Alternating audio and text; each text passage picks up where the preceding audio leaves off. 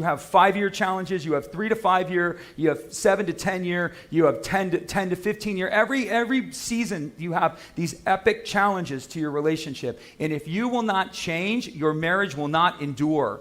And you can write that down. That's an absolute guarantee. I'm constantly changing. Both of our kids are out of the house. So what does that mean? There's a transformation in our marriage and our relationship. And if you don't invest in your marriage while you're raising your children will leave your house, married couple.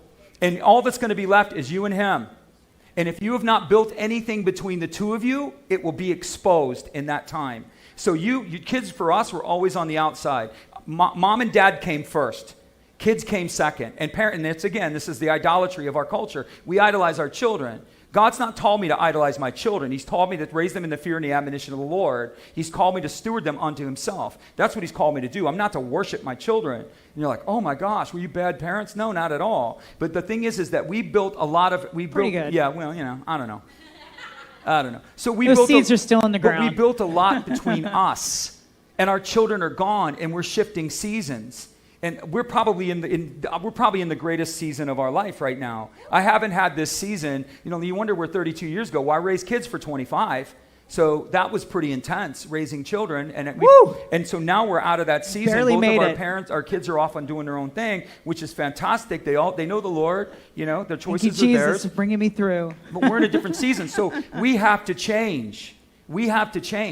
So you have to change through marriage. So if your relationship, any marriage can succeed if one or both parties will change, if both parties are willing to change. And you're going to have to change.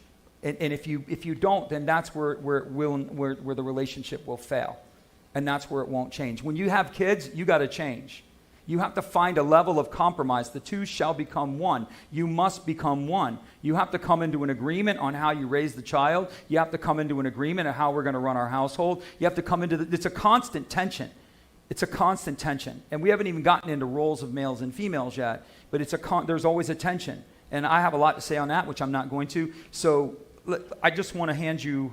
You didn't want me to answer that question? No, go ahead, because this is the question I was working off of was, So I would just say with relationships, as he said, with the seasons and prioritizing the time together, your life is going to change after the kids leave, and also developing yourselves. There's no marriage is perfect because it's two imperfect people. This is really designed just that I have companionship through this life. But the one who is the center of everything for me is Jesus.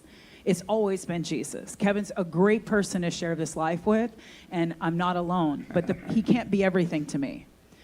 He had to release himself from the burden. I had to release him from the burden of being everything to me, and he had to release me from the burden of being everything to him.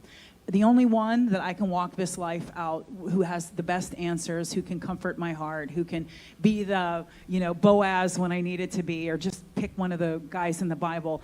There's no such thing as a perfect person. And so I choose to walk this life with him. I choose to share this life. So there's no relationship that cannot heal, that cannot be restored, that cannot be revived, that cannot be rejuvenated. None. So if you're struggling even in your relationships, you need to know that it's a season and that putting time towards this will make it change. And look to the Lord. The threefold cord is not easily broken. I have one center, and Jesus is the center, and me and Kevin are pursuing Jesus together. It's good to not be alone in this life. I have him. As we pursue Jesus together, I have him. But he can't be my everything. He's just a person. So you're picking someone, they're not going to be everything. They're just not. And you ain't everything either. There's a lot of women, they're like, he has to be a lawyer, and he has to have a BMW, and he has to have a six-pack. And I'm like, but you don't have that. And it's shallow. What if the seasons change and law goes down in the toilet, and now we can hire a lawyer more reasonably, and you can't make all those millions of dollars? And what if it's just normal life? What if the economy crashes and we don't have that anymore? What about just a person, a good person, a character person, a person of integrity, a person of honor, a person that's upright, who's going to be a good father, who's going to be a good husband to you, who's going to be a faithful friend to you? That's what you want. That's what you want. Again, seasons change.